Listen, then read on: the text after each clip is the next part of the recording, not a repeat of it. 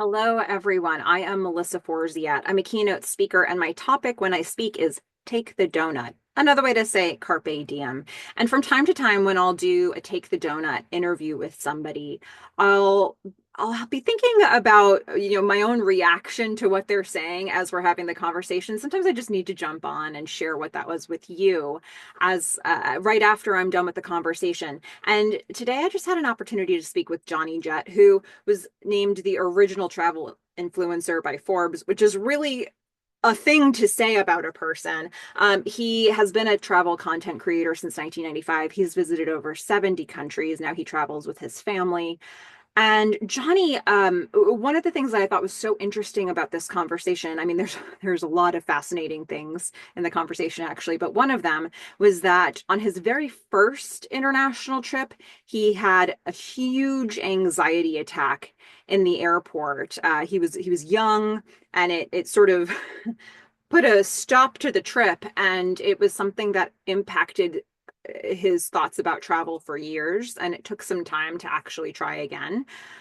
And now he's a person who can say he's traveled to over 70 countries. And when you hear how he talks about travel and the volume of travel he's had, even domestically, clearly he found his way to the other side of whatever induced the anxiety attack, which he does talk about in the interview as well.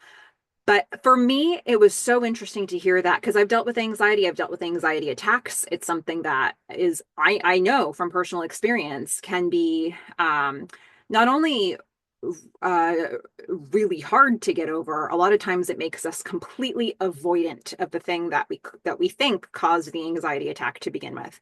And the more you avoid, the stronger the anxiety gets, and it becomes huge and can really change your life and can really set limits around you that maybe didn't need to be there if you could have found a way to break through it. And I find it so inspiring that Johnny got to the other side of that early experience that he had to be able to live the life that he's living now. And for anybody out there who deals with anxiety attacks, not just necessarily like generalized anxiety, but maybe you deal with phobias, or maybe you deal with something that causes an anxiety response in you that has turned into avoidant behavior. This is the interview that you need to check out, because I think he becomes an example of what can be possible on the other side of that. So, huge thank you to Johnny for jumping on with me and talking about going after the things that he wants in life. If you haven't had a chance to check out that interview, be sure to do it. It's a really good one. And in the meantime, get inspiration and get donuts.